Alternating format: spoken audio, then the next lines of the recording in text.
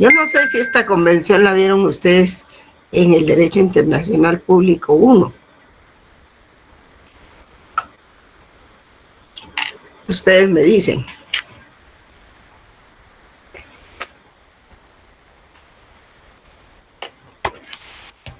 Estoy trabajando con 3 libros, les cuento.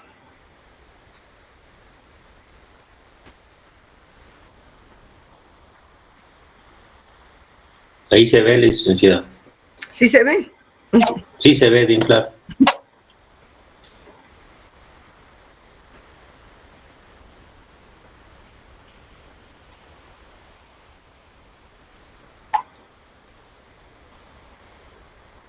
Vamos a ver.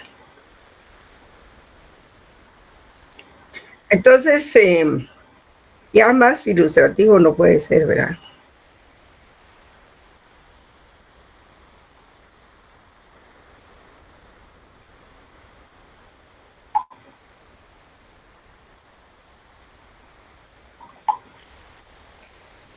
Así es de que, bueno, perdón, creo que ahí no, ahí es donde nos vamos a quedar para el próximo, la próxima clase. Aquí está la convención, ¿eh? Disculpe, ¿hasta aquí va a llegar lo del examen? Sí. Sí, pero todavía el último día yo se los, todavía el último día tengo para decirles hasta dónde exactamente, ¿verdad? No sé qué ahora pasa aquí. Miran la presentación, ¿verdad? Sí. Siguen viéndola, ya se borró. No, sí se ve, licenciada. Va, muy bien. Es que estoy tratando de cambiarla porque si no, no me van a correr las filminas. Vamos a ver. Es un problema con mi clase, ha estado así, con mi computadora, perdón, que no he podido manejar bien este problema que tengo con la compu. La voy a cambiar, pero mientras ese momento se da. Me voy a salir un ratito, un momentito, hoy. Permítanme.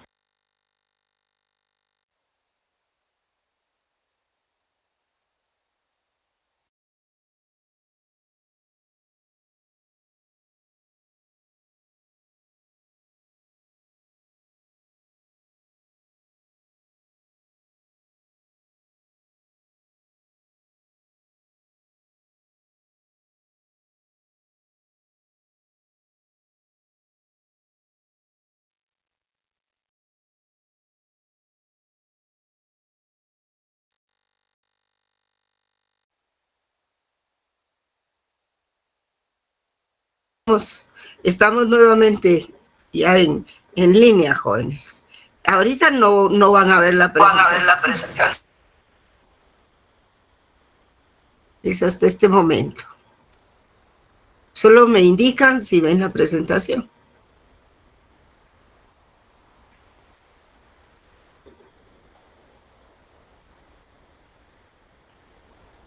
Sí, ya se ve, licenciada. Ya se ve. Qué bien. Excelente. Bueno.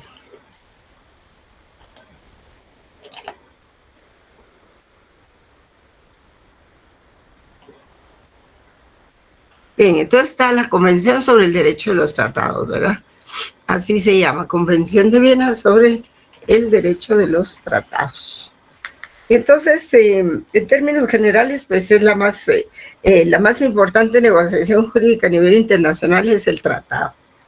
Constituye un acuerdo de voluntades entre sujetos de la comunidad internacional con el objeto de crear, modificar o extinguir una relación jurídica entre ellos. ¿A qué les recuerda esta definición, jóvenes? A los contratos en materia civil, ¿verdad? O a la definición de las obligaciones. A eso suena, ¿verdad? Sí, el derecho internacional utiliza muchas de las instituciones del derecho civil, ¿verdad?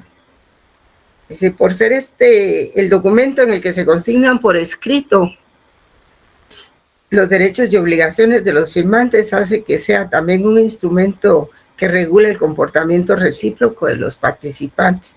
¿Y quiénes son los participantes? Pues son los estados, o son las organizaciones internacionales y los estados. Su amplia flexibilidad permite fijar reglas de derecho internacional de cualquier naturaleza, carácter o índole en un marco legal previo, brindando de esta forma amplias posibilidades de maniobra para los participantes. ¿Verdad? Entonces, lo que estoy leyendo está ahí en la firma. Hay algunas definiciones, ¿verdad? Por ejemplo, definición, ¿verdad? Como el tratado es un acuerdo internacional celebrado por escrito entre estados y regido por el derecho internacional. Ya consta en un instrumento único o en dos o en más instrumentos conexos, o cualquiera que sea su denominación particular, ¿verdad?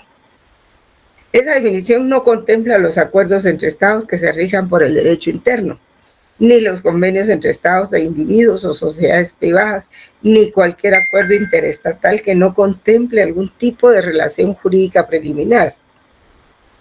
Esa exclusión destaca el hecho de que la flexibilidad dispositiva de las partes se ve limitada con la legalidad jus internacional, por lo menos en términos de la Convención de Viena, y que resulta pues discutible en cuanto deja fuera ¿va?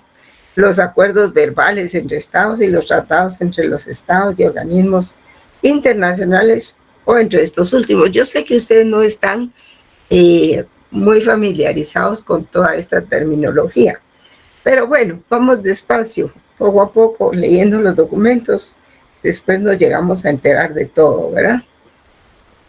Así entonces ustedes pueden ver ahí la definición.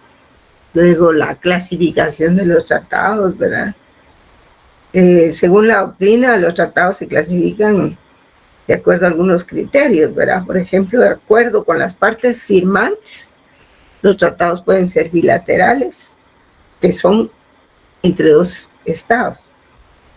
Luego plurilaterales o multilaterales, en los que intervienen varios estados como firmantes. Colectivos si se trata de un número considerable de estados participantes. Uniplurilaterales entre un estado y un organismo internacional, ¿verdad? Por ejemplo, los tratados que ha firmado Guatemala con la ONU, ¿verdad? Y de acuerdo con la materia que tratan, pueden ser jurídicos, económicos, políticos, tecnológicos, de alianza, culturales, administrativos, financieros, de defensa, y no termina la lista, ¿verdad? De todo tipo. De acuerdo con su duración, pueden ser temporales o transitorios si tienen una duración determinada, fijada en el propio texto, contratado. Permanentes cuando pretenden regir indefinida, pero no absolutamente, pues no hay contratos perpetuos. Aún lo de las Naciones Unidas no es perpetuo, ¿verdad? Si bien los contratos verbales hoy día son extremadamente raros, resultaban más adecuados en alguna época en que se identificaba una entidad nacional o estatal con una persona.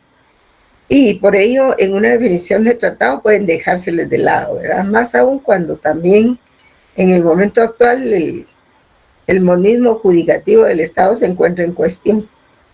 Por ejemplo, por los tratados celebrados por organismos internacionales que serán estudiados en forma más adecuada más adelante, ¿verdad? Y los tratados, de acuerdo a su naturaleza, pueden ser tratados, contrato,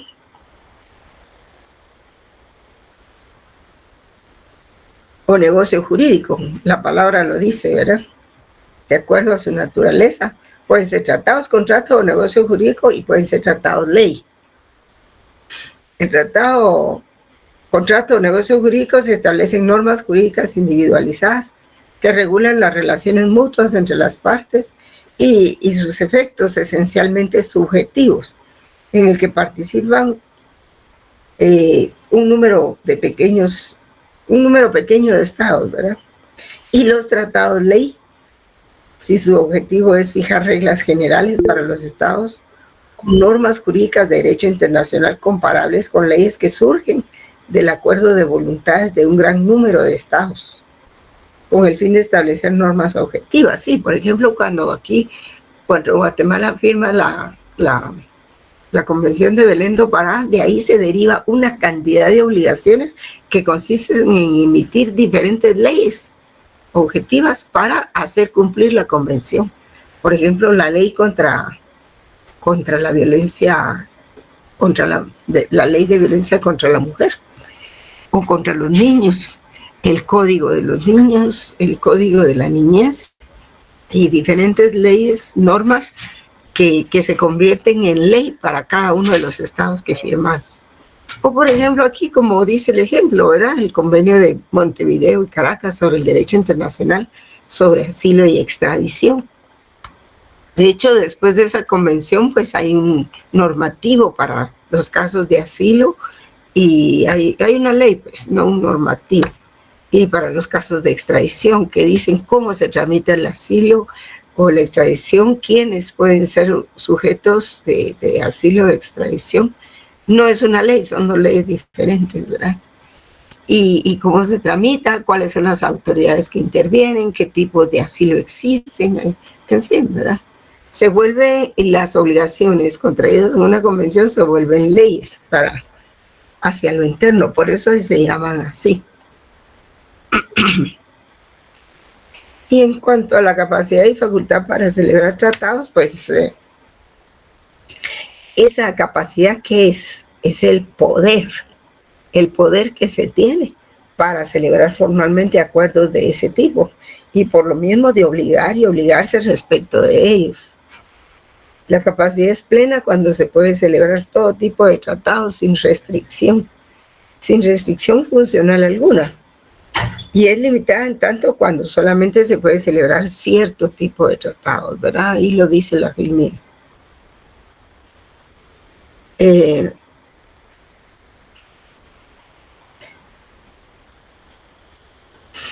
A nivel internacional, todos los estados son soberanos, ¿verdad? Tienen la capacidad plena para celebrar tratados en la medida que dicha capacidad es un atributo consubstancial a la soberanía.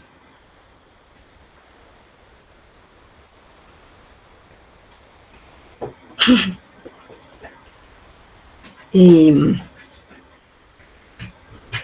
las organizaciones internacionales que también gozan de ese atributo.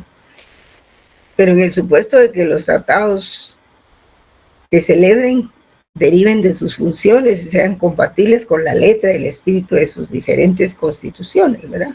Por ejemplo, la OEA, la ONU y otras entidades, ¿verdad? La OMS, por ejemplo, la Organización Mundial de la Salud, ¿verdad?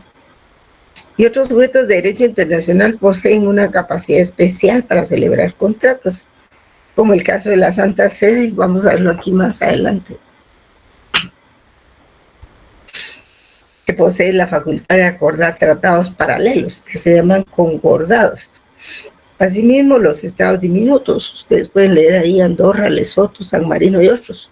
Por ejemplo, Mónaco, que Andorra y Mónaco me parece que están en Francia, ¿verdad? Entonces, ellos ceden su capacidad para celebrar tratados a otro estado del cual dependen a nivel internacional. Por ejemplo, Andorra y Mónaco, pues lo ceden a Francia. Por ejemplo, cuando se hacen esas competencias en Mónaco, esas competencias de carros, imagino que se firman tratados internacionales para que todos los países puedan participar, o las Olimpiadas, por ejemplo, o cuestiones no solamente deportivas, ¿verdad? Puede haber de todo. Entonces, estos países lo que hacen, los estados, pues ya saben ustedes que actúan a través de sus agentes, ¿verdad? Y estos se encuentran la mayoría de las veces limitados en sus funciones por su propio sistema, que a veces les permite pactar en términos amplios, pero a veces no se los permite. Entonces depende también de los poderes, ¿verdad? Pero ¿quién tiene los plenos poderes? Jóvenes, ¿quién los tiene? A ver, de acuerdo con lo que hemos visto, ¿quién tiene los plenos poderes? Pues lo tiene el jefe de Estado, y su ministro de Relaciones Exteriores, o su secretario de Relaciones Exteriores, como se le llama. También están las organizaciones internacionales.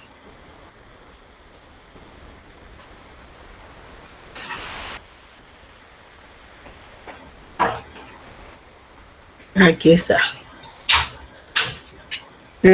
Las organizaciones internacionales tienen diferentes fundamentos, ¿verdad? Algunos autores consideran que es una consecuencia del reconocimiento de su personalidad jurídica internacional.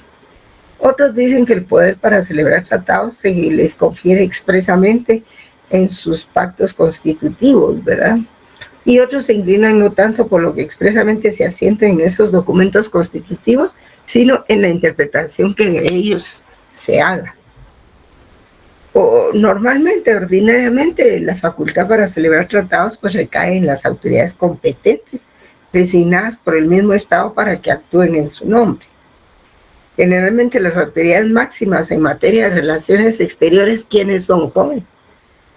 Son el jefe de Estado y el ministro de Relaciones Exteriores, o quien haga sus veces, ¿verdad? Aunque los agentes diplomáticos y los jefes de misión ante una conferencia internacional o ante un organismo internacional también son considerados competentes por delegación para concluir tratados, ¿verdad? O sea, quiere decir que los embajadores también. En el caso de las organizaciones, incluso los cónsules, ¿verdad?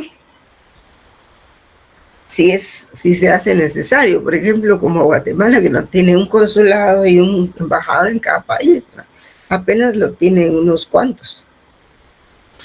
En el caso de las organizaciones internacionales, esa facultad recae en un órgano colegiado, expresamente designado para que actúe en nombre de la institución. Ahí lo dice la Filmina, ¿verdad? Esta delegación se efectúa mediante una resolución o un acuerdo, dependiendo del caso, ¿verdad? A veces tienen que convocar a la Asamblea General para que autorice a la Junta Directiva o al presidente de la Junta Directiva para que pueda firmar un convenio, ¿verdad? Y esa facultad pues descansa en los órganos plenarios, y un órgano plenario es una asamblea, ¿verdad? Vamos a ver un poco más aquí. Pues hay unos fundamentos que informan, o principios que informan el derecho internacional. Por ejemplo, tenemos pacta sunt servanda, ahí lo pueden leer ustedes, está claramente escrito. Pueden leer todo lo que eso implica.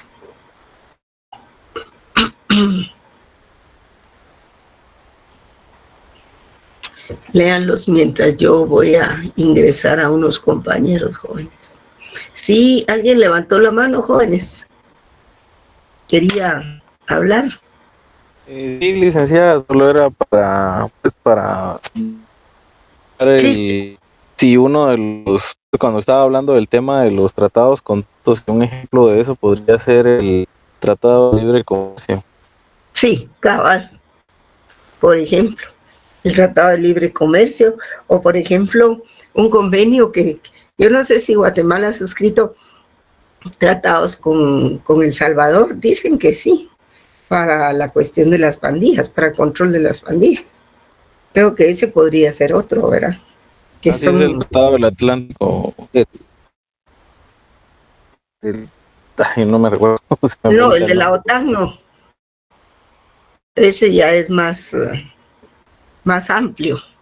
En cambio, estos son para cosas muy puntuales, ¿verdad? Por ejemplo, el Tratado de Libre Comercio.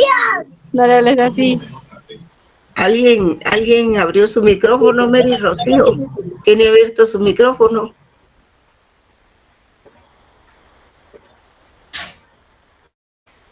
Bueno.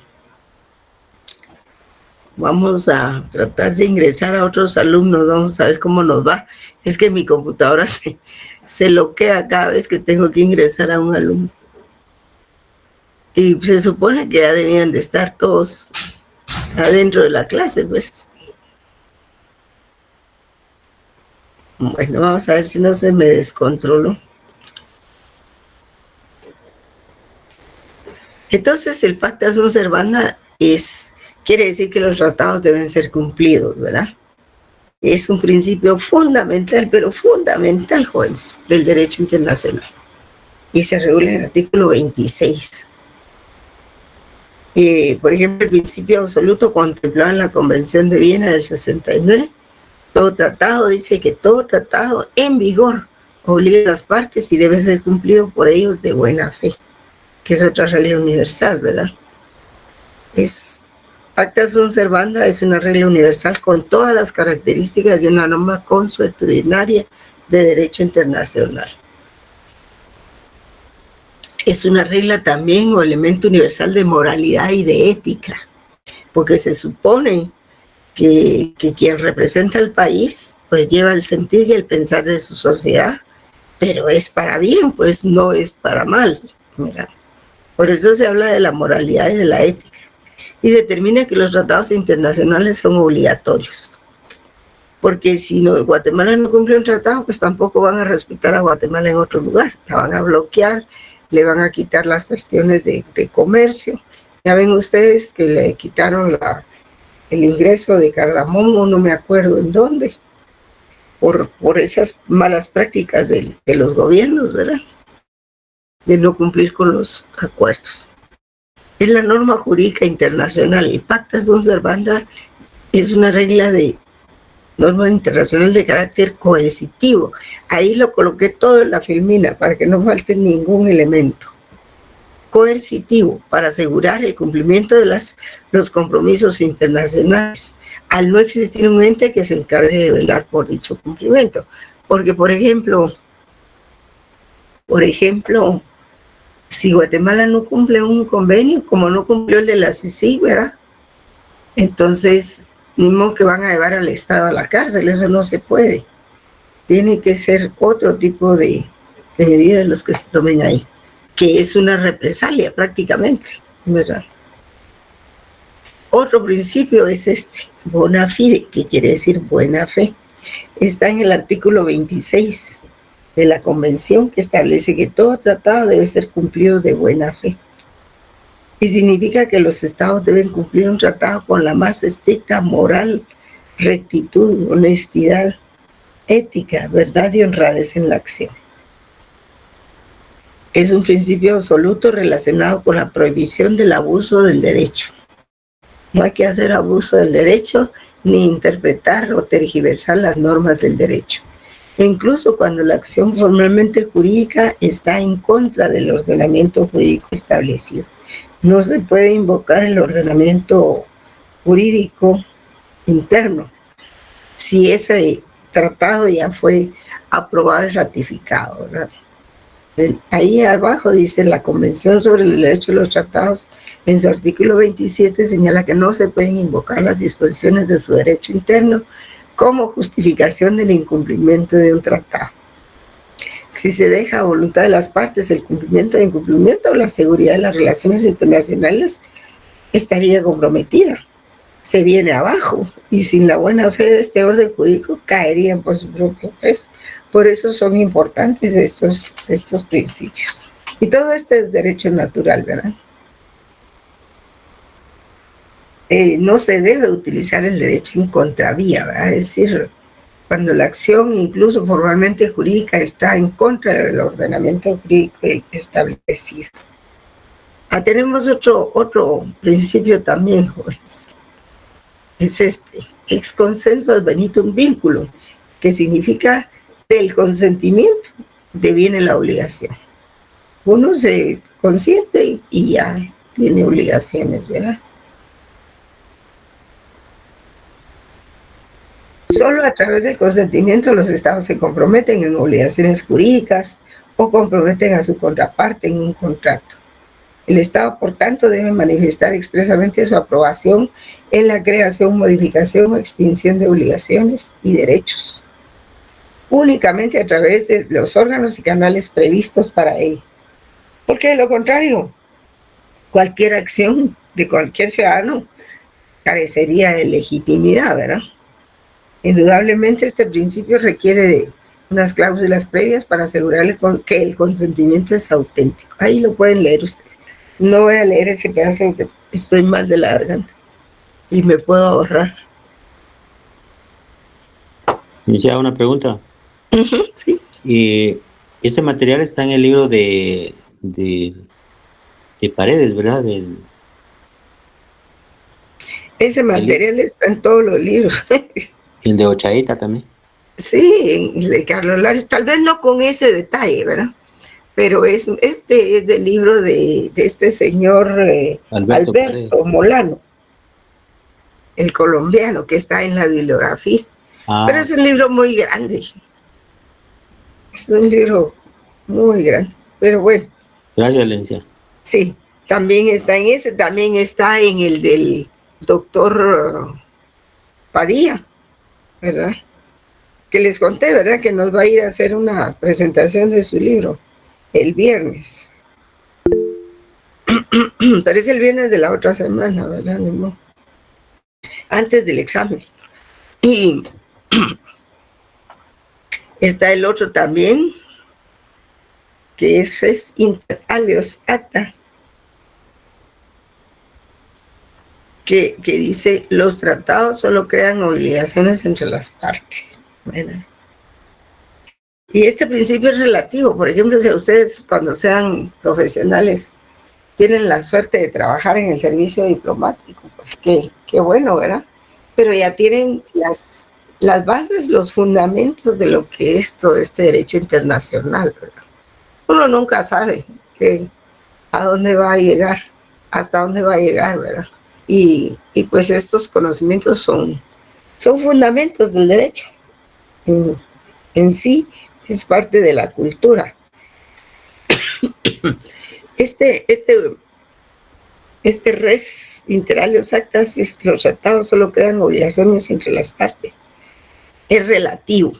¿Por qué? Ya que puede que en algunos casos crear derechos y obligaciones para terceros estados, para terceras organizaciones e incluso individuos que no son parte en la creación de dichos tratados. Por ejemplo, los tratados de libre comercio o de comercio. Los de servidumbre internacional puede que afecten a otros países que no están dentro de los tratados de libre comercio. O cuando se trata de perseguir crímenes contra el derecho internacional humanitario o de lesa humanidad, genocidio y todo eso, puede ser que resulten afectados o involucrados a cumplir con ciertas obligaciones los países, otros países, ¿verdad?, que no firmaron el convenio. Y menos que lo hayan ratificado, ¿verdad?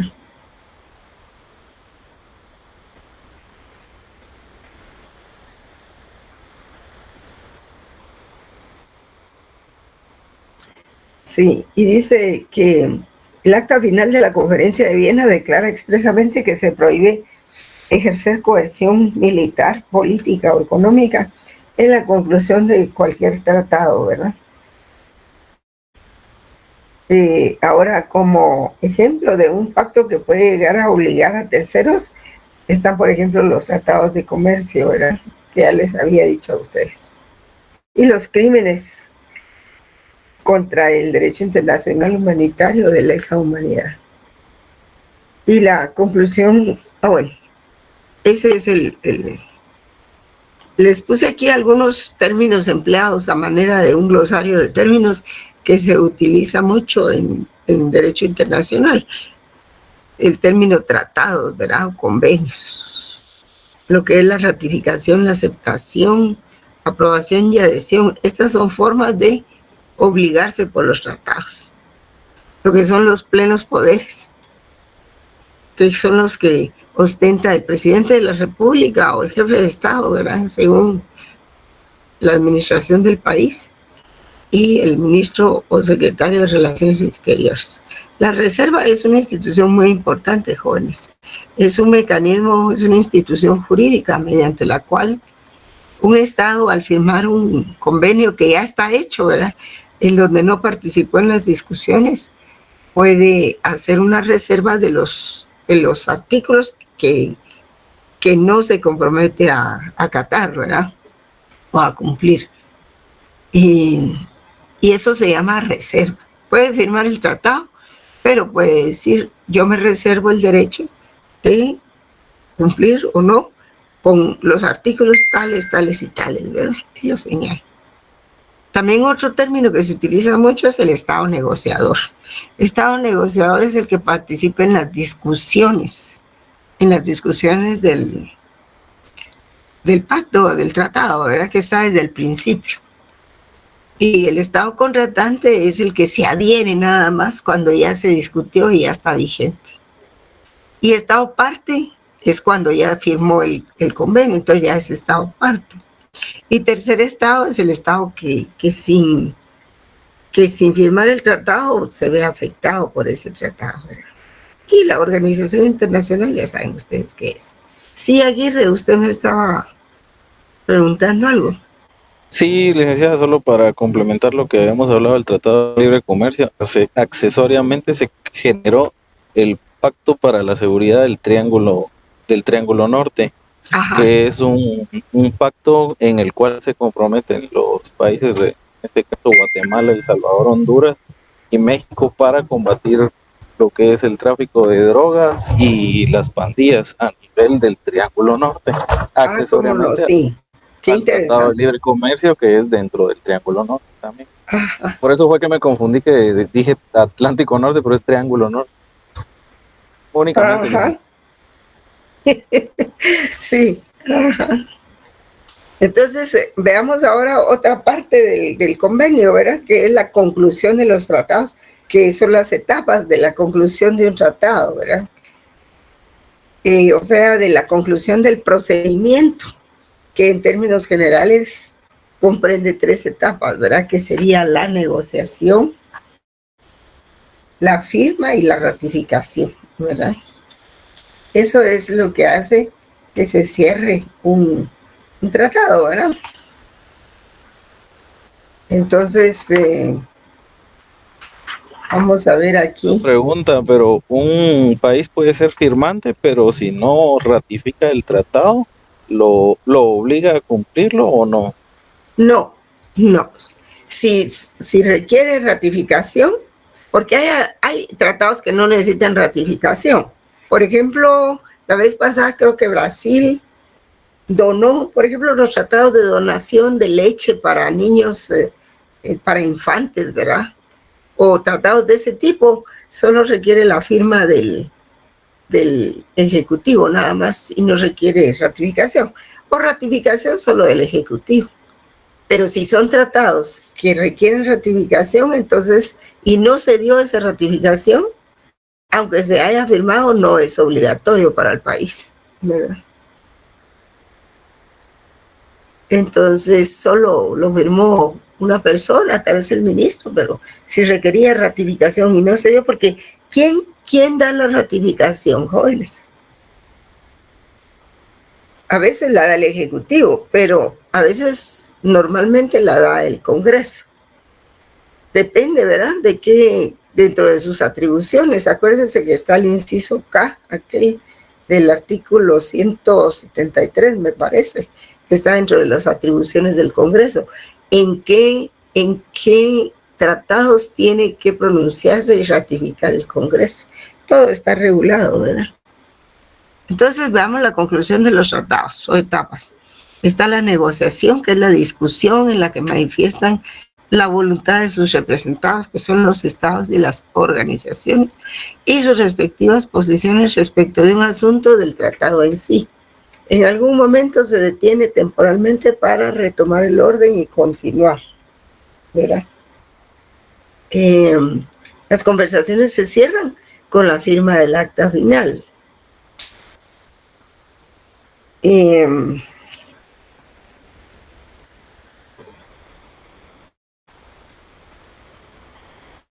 Entonces se cierran con la firma del acta final. Se procede a escribir el texto del tratado y de las cláusulas que reflejen clara y fielmente los acuerdos logrados. Y su revisión está sujeta a la misma negociación, ¿verdad? Entonces, Estado negociador, ahí viene la definición. ¿Qué es Estado negociador? Es aquel que ha participado en la elaboración y adopción del texto del tratado, que ha estado en todas las etapas. En cambio, el Estado contratante es solo el que se adhiere cuando ya el tratado está vigente, ¿verdad? Ay, qué barbaridad.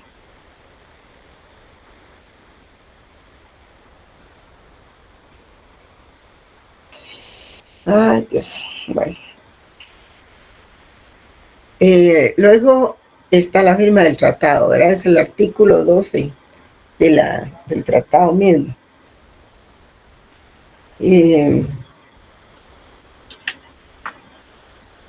Una vez se ha concluido la etapa de la negociación y se encuentra el tratado redactado, se procede a la firma, que es un acto formal por medio del cual se expresa el consentimiento de obligarse por el pacto. Sin embargo, no siempre se firma de inmediato, pues a la firma definitiva se acostumbra intercalar una formalidad suplementaria. Para ello se utiliza la rúbrica y la firma ad referendum. Esto sucede cuando los estados no confieren plenos poderes a sus representantes para firmar, o cuando existen dudas y los gobiernos desean estudiar más detenidamente el texto del tratado, con la posibilidad de poder introducir modificaciones. Respecto a la firma que dice el artículo 12 de la Convención de Viena, es una forma de obligarse en un tratado, ¿verdad? Mediante la firma de su representante. Cuando el tratado disponga que la firma tendrá ese efecto, o cuando conste de otra forma que los estados negociadores han acordado que la firma tenga ese efecto, o cuando la intención del estado es de dar ese efecto a la firma y se desprenda de los plenos poderes de sus representantes, o se haya manifestado durante la negociación. En el párrafo 2 del mismo artículo 12 de la Convención de Viena se dice: la rúbrica en un texto equivale a la firma del tratado cuando conste que los estados negociadores así lo convinieron. Si, digamos, los estados negociadores dicen: sí, para aceptar este tratado solo basta que se ponga una firma. Entonces, si así lo dice, será solo la firma, ¿verdad? Pero cuando no lo dice, entonces quiere decir que no está firme todavía esa aceptación. Y la firma de referéndum de un tratado por un representante equivaldrá a la firma definitiva del tratado si su estado así lo confirma. Si no, pues no es una firma, esa firma de referéndum no es definitiva. Generalmente los tratados lo dicen, los tratados dicen cómo se ratifica, cómo se acepta, en fin, qué se tiene por aceptado. Y generalmente los tratados, cuando se aprueban, y recuerden bien este dato, jóvenes, bien, se aprueban los tratados por los 2/3 de los participantes, cuando se está discutiendo, 2/3, fíjense bien. Ahora vamos eso no lo dice aquí, bueno, tal vez el doctor no lo diga más adelante. La ratificación, pues, es el acto por medio del cual se expresa la aceptación interna del tratado por cada una de las partes del acuerdo. Y significa por lo mismo que cada una de ellas confirma y determina la obligatoriedad definitiva del tratado. Este procedimiento de derecho interno es efectuado y desarrollado en los términos previstos por el órgano constitucional, ¿verdad? Nuestra Constitución lo dice, y ahí pueden ver ustedes en la firmina los artículos de nuestra Constitución a que se refiere esto. Artículo 183, literal K, y el artículo 171, también literales L, numerales 1 a 5 de la Constitución Política de la República de Guatemala. Eso quiere decir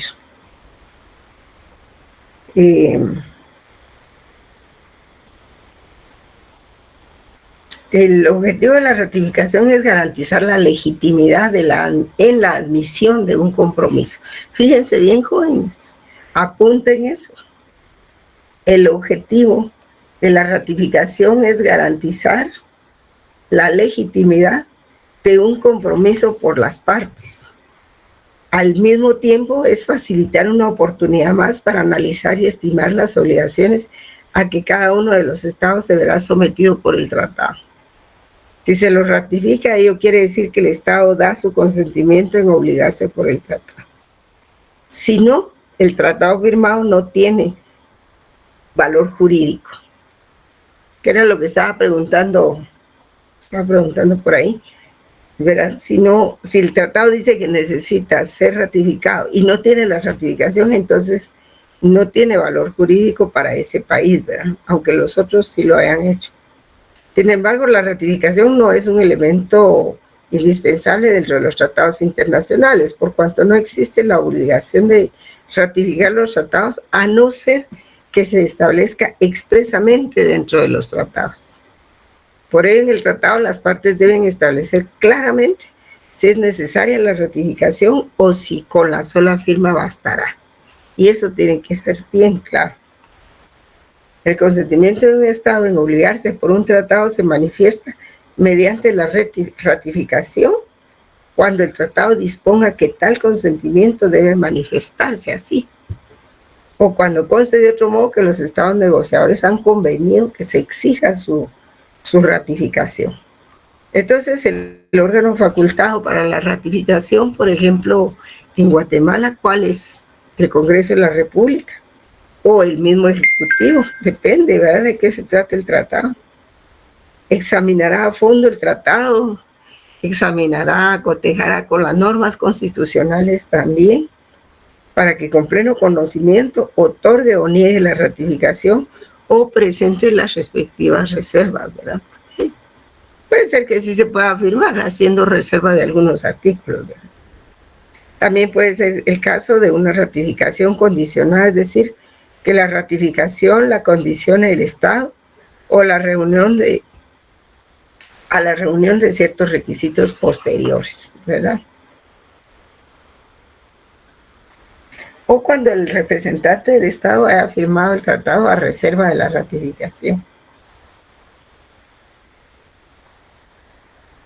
Entonces, también se puede obligar en un instrumento por medio de cartas de ratificación, ¿verdad?, que se llama canje de notas.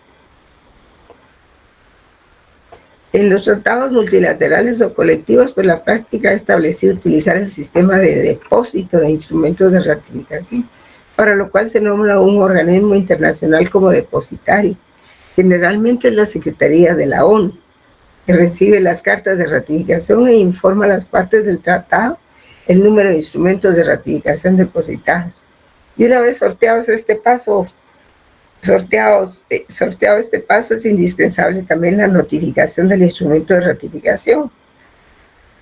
Pues como señala Bedros, un tratado no se perfecciona con la ratificación como tal, sino por la notificación de la misma. Opera igual que en los tribunales, ¿verdad? Ya se ratificó un tratado, pero se requiere que se deposite en la ONU, si es que ahí se deposita o en el lugar señalado. Y se requiere que se conozca la notificación del depósito. A partir de esa notificación, entonces tiene efectos. Y sobre el canje de depósito de los instrumentos de ratificación, aceptación, aprobación y adhesión, el artículo 16 de la Convención de Viena, dice, salvo que el tratado disponga otra cosa, los instrumentos de ratificación, aprobación o adhesión harán constar el consentimiento de un Estado en obligarse por un tratado al efectuarse un canje entre los Estados contratantes, su depósito en poder del depositario y su notificación a los Estados contratantes o al depositario si así se ha convenido. Pues sí, porque no tendría ningún efecto solo depositarlo. Y si no se les notifica a los demás estados que ya ha sido depositado por Guatemala, por ejemplo, entonces no tiene efectos para Guatemala ni para los otros con respecto a Guatemala, ¿verdad? Ahora aquí lo último de hoy es la adhesión y la reserva, ¿verdad? Este en el artículo, bueno, tenemos una reserva que hizo Guatemala en esta Convención de Viena sobre el derecho de los tratados, que dijo que se reservaba el derecho de cumplir con los artículos tales y tales por si afectaban su reclamación sobre Belice, ¿verdad? Entonces ustedes pueden leer ahí lo que es la adhesión, que es un acto jurídico por el cual terceros estados aceptan un tratado ya negociado, que ha entrado en vigor. Y dicha adhesión implica la manifestación expresa del consentimiento del nuevo estado, ¿verdad? Así como Guatemala, que esta convención fue aprobada y puesta en vigor en 1969, y Guatemala se adhirió, pues, 10 años, 11 años después, ¿verdad? Y la reserva, pues, es muy importante, jóvenes, es el acto jurídico por medio del cual un Estado, al firmar, ratificar, aceptar o aprobar un tratado o al adherirse a él, indica su propósito de no quedar obligado por alguna de sus cláusulas o desea que se modifique su efecto o bien que se le dé una determinada interpretación, en cuyo caso el país afectado haría una declaración interpretativa, ¿verdad? ¿Cómo interpreta esos artículos? Y la reserva se puede formular en el momento de la firma, en el de la ratificación o en el de la adhesión, pero deben limitarse a lo estrictamente indispensable, ¿verdad? No hacer otro tratado. Y por cuanto las reservas deben ser aceptadas en forma expresa por todos los estados que hacen parte del tratado. En caso de alguna objeción, se excluye al estado que formuló la reserva, porque según pronuncia la práctica reiterada de las Naciones Unidas, se favorece la integridad del tratado sin reservas, a menos que todas las partes expresen la aceptación de cada una de ellas, ¿no? Es un proceso muy largo, ¿no? En la llamada cláusula panamericana sobre reservas a los tratados se presenta una particularidad, y es que cuando se haya una objeción a una reserva, cuando hay objeciones a una reserva, esta no tiene más efecto que el de suprimir la aplicación del tratado entre el estado que presentó la reserva y el que hace la objeción a dicha reserva, si los demás estados no se oponen, ¿verdad?, a la reserva. Y porque lo que pasa, dice, es que las reservas generan déficit de legitimidad respecto del acuerdo, en la medida en que cuando son graves es más recto reconocer honestamente la imposibilidad de cumplir con un acuerdo. Más cuando no tienen mayor importancia, pues es preciso saber renunciar a ellas para no traer a los tratados causas de oscuridad o ambigüedad, ¿verdad? Es sabio, dice un autor, pues evitar las reservas, ¿verdad? Los tratados bilaterales en ese sentido deben ser aceptados por las partes en su totalidad, es decir, sin reserva, puesto que si se presenta, pues esto significa que se requiere reanudar las negociaciones entre los estados con el objeto de fijar nuevas reglas, nuevas condiciones respecto del tratado. En cambio, en los tratados multilaterales, eso es en los bilaterales, ¿verdad? Pero en los tratados multilaterales el particular de las reservas es mucho más complejo, porque se altera la integridad del mismo y se limitan sus obligaciones. Max Sorensen, ¿se recuerdan ustedes de él? Al respecto señaló que ya sea la reserva de carácter recíproco o no, el efecto de su aceptación en relación con un tratado multilateral debe ser que dicho tratado funcionará sin uniformidad, o sea que no es para todos. Con todo, no existe unanimidad doctrinal respecto de la reserva, pues al menos hay dos posiciones. Una es la tesis de la integridad del tratado, que sostiene que un Estado no puede formular reservas a un tratado, a menos que sean aceptados por todas las partes, ¿verdad? Y la otra tesis de la divisibilidad del tratado, que acepta el uso de las reservas, aduciendo que pueden existir motivos como el subdesarrollo económico que impiden la aceptación por parte de algunos estados de ciertas disposiciones de un tratado, y que la leve falta de uniformidad puede, por el contrario, traer la ventaja de obtener un mayor número de ratificaciones. Porque si la mayoría de países son subdesarrollados, pues entonces hay posibilidades de que más estados subdesarrollados lo firmen. A veces pues hay tratados que conviene que los firme la mayor parte de los países, aunque no sean todos desarrollados. Por ejemplo, ese tratado de la OEA era muy importante, ¿verdad? Muy importante. Y lo firma Estados Unidos, Canadá y todos esos países, ¿verdad? Y digamos, en el artículo 19 de la Convención dice que un Estado podrá formular una reserva al momento de firmar, ratificar, aceptar o aprobar un tratado o adherirse al mismo, a menos que la reserva esté prohibida en el tratado o que el tratado disponga que únicamente puede hacerse determinadas reservas, entre las cuales no figure la reserva de que se trate, o que en los casos no previstos la reserva sea incompatible con el objeto del tratado. Pues sí, porque si es incompatible definitivamente no puede aceptarse, ¿verdad? Y lo que se hace es que se excluye al Estado que la propone. Así es de que